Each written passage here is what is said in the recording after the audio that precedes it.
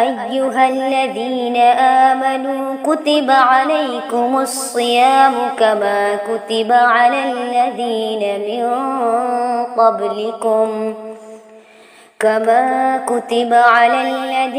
من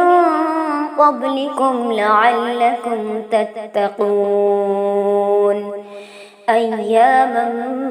معدودات فمن كان منكم